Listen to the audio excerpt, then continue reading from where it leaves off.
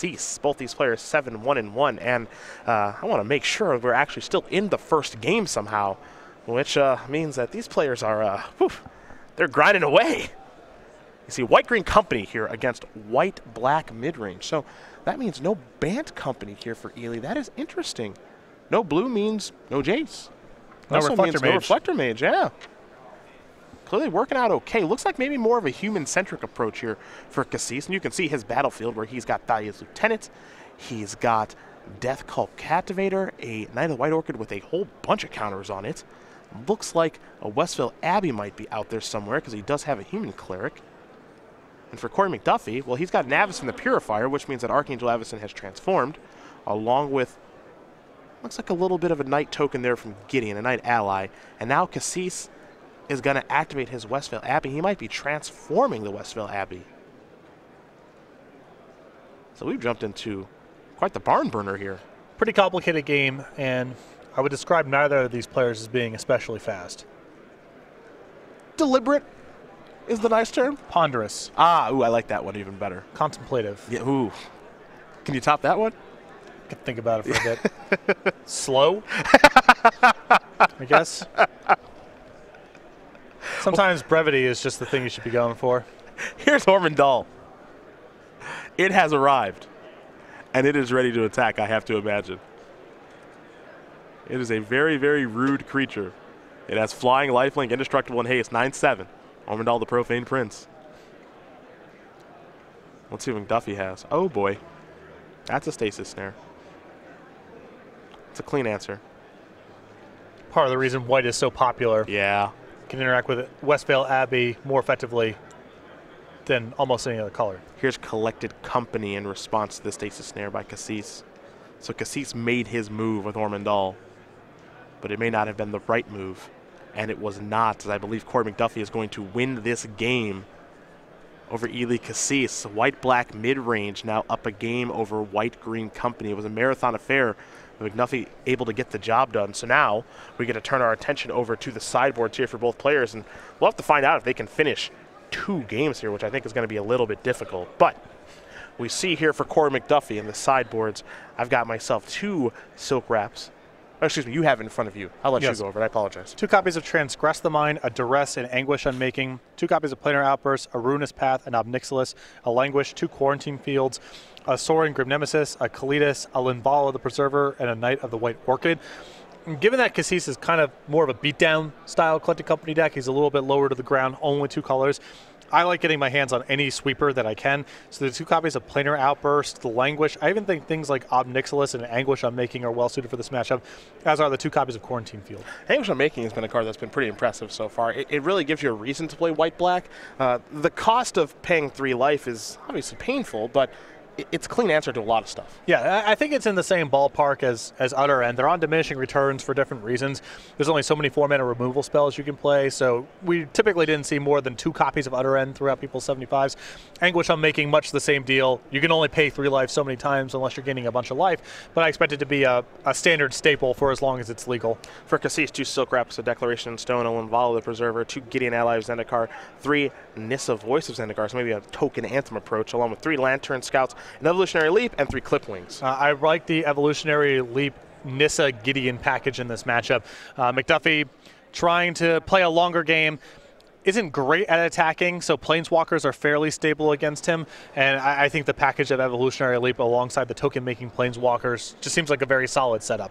Not sure how many leaps you can play, but we'll see if Kassis is going to want to bring the one that he does have in from his sideboard. As these players shuffle up, he'll be on the play, so we're going to talk about an announcement that we made yesterday. We're going to make it again right now, and that is the fact that Star City Games, the SCG Tour, some of those people, myself included, will be headed to PAX East next weekend. Pretty excited about that. We'll be in Boston. I'll be joined by Jim Davis and Jeremy Knoll. Twitch.tv/Twitch, April 22nd, starting at 11:30 a.m. We'll have some panel time. We'll talk about a couple of things. One is the SCG Tour and SCG Live and all the good stuff that we do here on the broadcast that you guys thoroughly enjoy, and we appreciate you guys watching, of course. We'll also unveil the Season 3 schedule of the SCG Tour.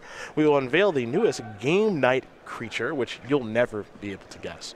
But no, I won't. But I know that you will like it, as you like most of those creature collection kind of figurines and awesome things that we do with Star City. And then also we'll be unveiling the regionals playmat as well. So twitch.tv/Twitch, April 22nd, starting 11:30 a.m. East Coast time. Join us so you can learn a little bit more about the SCG Tour and some of the cool things we'll be doing at the conclusion of the year. And Jeremy Knoll, especially, a name you may not be familiar with. He does a lot of the production stuff back scene, but if you want to get more of an under the hood understanding of what the production is like here and what goes into bringing the SCG Live broadcast, he's a really compelling person to talk to. And if you want to meet Jeremy in person, you can do that because he's going to be doing giveaways all weekend long at PAX East, 3 giveaways per day. So if you're going to be at PAX East in Boston, make sure you're following at Star City Games on Twitter. He'll be kind of pinging about some of the giveaways he'll be doing. We'll just give away a bunch of free stuff as well. So if you like SCG drawstring bags, our Kraken package, our B package from the Creature Collection, all that stuff, doing a bunch of giveaways next weekend in Boston at PAX East as we get ready here for game number 2 between Kassis and McDuffie. McDuffie going to finish shuffling up, so we'll learn a little bit more about the youngster from Atlanta. You know, he's someone that you and I have known for a pretty long time. It's crazy to think he's only 23 because I've known him for I almost feel like a decade now. So he's from Atlanta, and I played against him in a Grand Prix in Los Angeles roughly 10 years ago. Yeah. So I would have assumed he was much older than this. Yeah, he's been playing for a really long time, but I'd say he's young, but he just always looks young no matter what. 23 years old, is the Atlanta, Georgia native, 6 Open top 8s, 2 Ws, most notably the one in Atlanta earlier this year. He won the 2014 Yu-Gi-Oh! National Championship. He enjoys himself some death metal, so that's why him and Jerry Thompson get along. And the uncle of 2 orange tabby cats. That's nice. Classic tabby cats. Korey McDuffie is one of the kind of the regional ringers we have on the tour. He's not traveling all around necessarily trying to get to the Players' Championship, but he plays in all of the Southeastern events and the Invitationals and has done very well for himself in those events. Game number 2 underway here. Kassis going to start off with a fortified village, that new Shadowland. For McDuffie, he's got a Shambling Vent. A play-ins here for Kassis, and there is the Deathcap Cultivator. Does tap for some mana, of course, Delirium as well, but for Kassis' deck, it's just a mana accelerant more than anything. You know, I don't think he cares about Delirium. I don't think he really cares about the body. I think he just wants to cast his cards a little bit earlier than normal. Yeah, Land War Elf isn't walking through that door. Birds of Paradise is not walking through that door. Got to make do. Here comes Canopy Vista. And the attack for 2. McDuffie will fall down to 18. McDuffie's turn was a Forsaken Sanctuary, the new white-black dual land. It's not impressive, and there's the battlefield tap, but it does what it needs to. Exactly. I mean, I like the mana not being as free, but some of these dual lands that people are playing, man, woof. Yeah. It's tough out there. It's tough all around, you know? Well, we don't have Fetch Land, Battle Land Mania anymore, which I'm pretty happy about. As here's an Anguish Unmaking. Going to take care of the Deathcap Cultivator. Get that thing out of here. McDuffie will pay 3 life to get rid of it, but he feels he's got to get that mana accelerant off the battlefield. It's be a great spot for one of Kassis' Planeswalkers. Yeah. A Westvale Abbey and a passing of the turn, so perhaps it's Collected Company time here for Ely.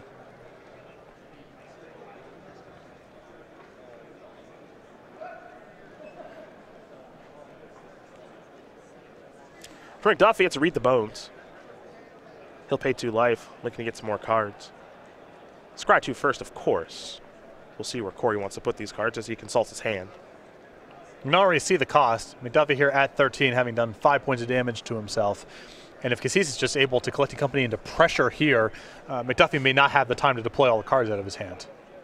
Power level of these white-black mid-range control Eldrazi decks very high, but they're slow off the ground. And McDuffie is not even messing around with any of the Eldrazi stuff, which is where you see a lot of the substantial mid-range plays that these white-black decks bring to the table. He's doing it the hard way. You know, it's a very slow, very controlling way of trying to do it.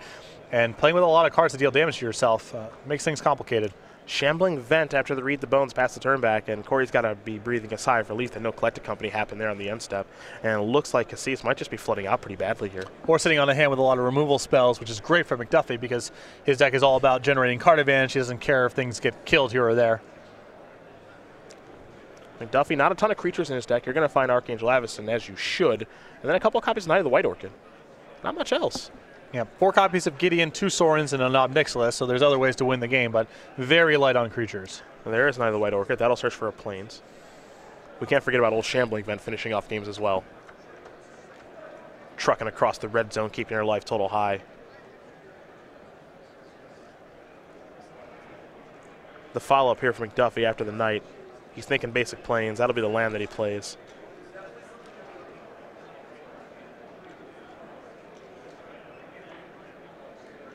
And now, looks like he's going to take a point of damage. Curious to see what's on the way. All right, Cletus. This will be an Archangel Avacyn from Ely. See what he can put together now that he actually has some pressure. And keep in mind, McDuffie is at 12. That's 3 hits from Archangel. The Cletus makes that a little bit more complicated. This is true. And that's getting less complicated. Jaroka's command going to take care of the Trader of Get.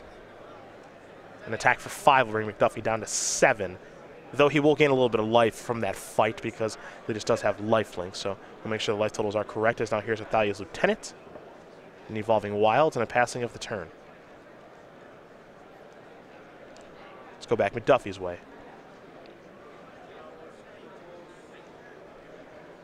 Remember, we saw Korey use an Anguish Unmaking very early in this game to kill a Deathcap Cultivator. Leads me to believe he's probably got some more removal out there. Because taking care of the 2-1 with such a powerful spell, I wouldn't say doesn't make a lot of sense because maybe he had his turns planned out, but it just leads you to believe he's got another removal spell in the holster. Well, he's got so much in the deck. It's a little bit more complicated than that because if his play was Read the Bones on 3, he would have discarded to hand size. So the sequencing still makes more sense by playing Anguish Unmaking first and then Read the Bones the following turn so you don't have to discard. Even if you're not tagging the best threat. I agree with you, though. It's a very powerful spell, and to be using it on a relatively anemic creature probably signals that there's just more removal in his hands. 3 mana. 6 mana. Perhaps it's Sorin. It is. The Grim Nemesis. Now, if memory serves, I'm not the biggest Vorthos person. I believe that Sorin killed Avacyn. Okay. Going to happen again right now. That's what the people tell me. I'll take your word for it. That's what the people tell me. Sorin killed Avacyn in the story. Gonna kill Avacyn in the match. There it goes. So you got to weave in the Magic story sometimes, too. I would honestly, I would like to be more knowledgeable about this kind of stuff. So would I, actually. But I'm not gonna be. You know? I don't know if that makes sense. But that's where I'm at. It makes as much sense as you want it to. Right. Sorin going to gain Korey a lot of life. Here's a block. And Healy's going to say, I'm going to make a human cleric right now to turn my lieutenant into a 3-power creature. But I think more than anything, Korey's probably okay with that exchange. Yeah, sure, he's down a creature, and the block looks kind of bad, but that's Healy's whole turn, and he gets to keep the Sorin. Yep.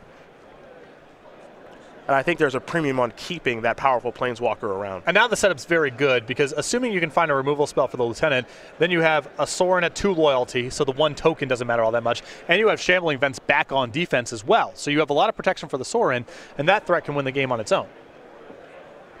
Now it's about protecting the Grim Nemesis.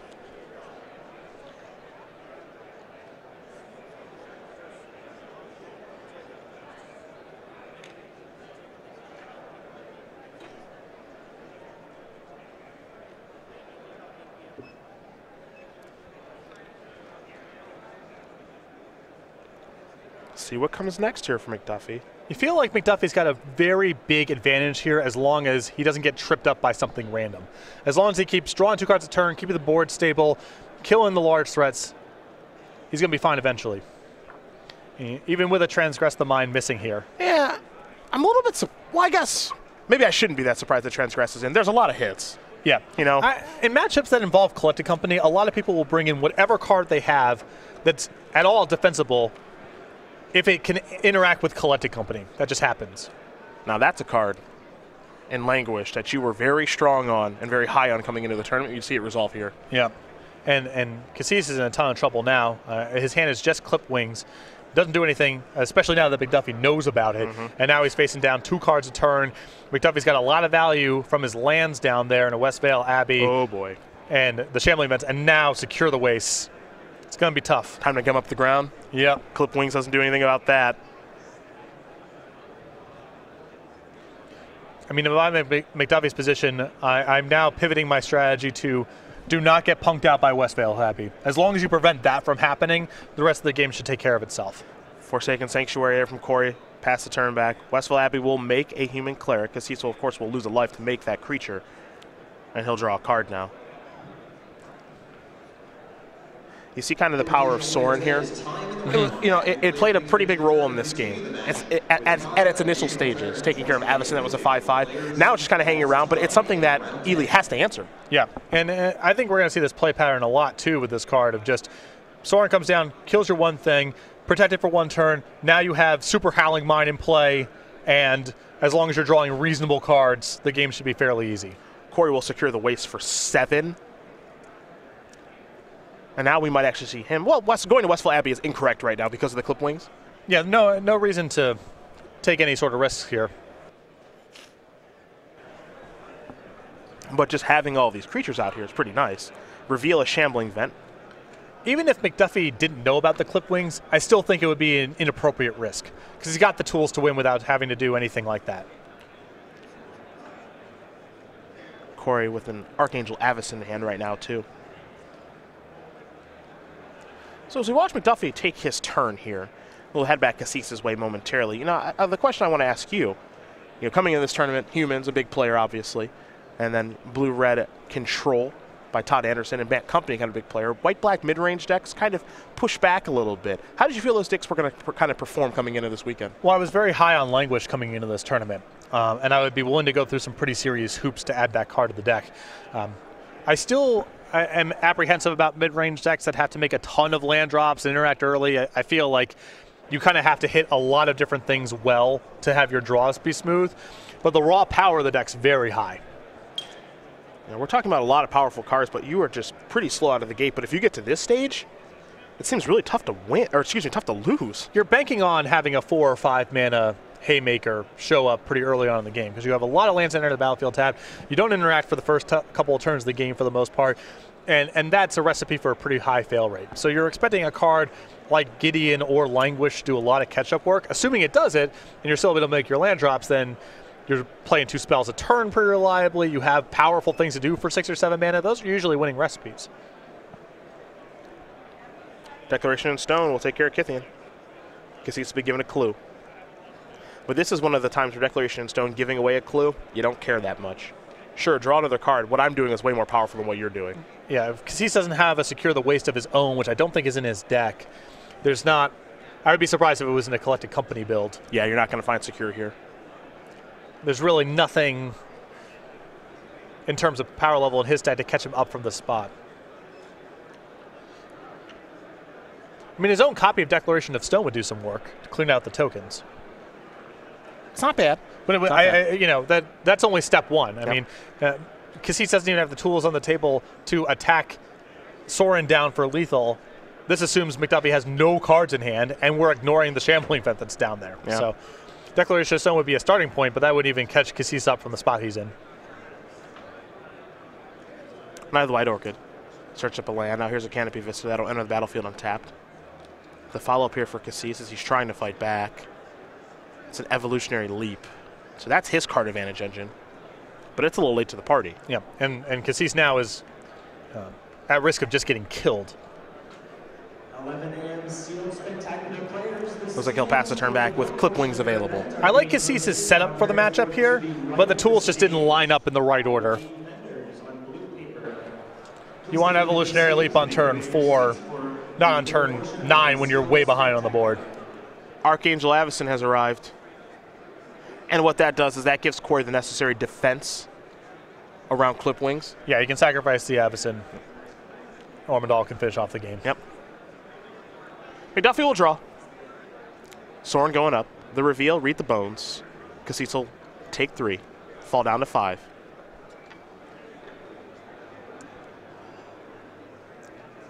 Again, now the question, and you know Korey's such a careful player, is what's the risk of going for Ormondal right now? Is there something absurd that I can kind of lose to? Well, it would have to be Evolutionary Leap into some oddball flash creature. I think he's got a Stasis Snare in hand, so he wouldn't even have to worry about something like Archangel Avacyn showing up. I think he's pretty much safe to go for it. McDuffie is a very careful player. We've seen him in spots where he has all the information, but he's just double and triple checking to make sure. But I think he can make his move here. I think the best way to describe Korey is he's one of the more conservative players I've ever seen. Yep.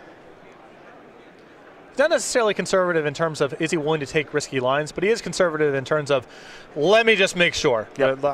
There's no reason for me to rush through the decision here. So let me just think about all the implications here before I go for it, even if it looks obvious. Korey will sacrifice creatures. We'll see a transformation of Ormondal. John Johnson and Zach Shepard from the Standard Open. And we haven't seen a ton of Westville Abbey so far this weekend, but we've seen it twice in this match, one on each side of the table. Korey was able to deal with it the last game, and now he's going to try to attack for the win with it this game. As you said, is there something that Kassis can have here that's a little bit wacky? And McDuffie's got to cover with a removal spell. I think if there was any conceivable out here, McDuffie wouldn't have gone for it because he's still got a huge advantage. And that is going to do it. Korey McDuffie going to win this match here over Ely Kassis 2-0. White-black mid-range will take care of white-green company. And for McDuffie, the Atlanta native, he's not at home where he always dominates. He's up here in the Midwest, but he's doing just fine. He's 8-1-1.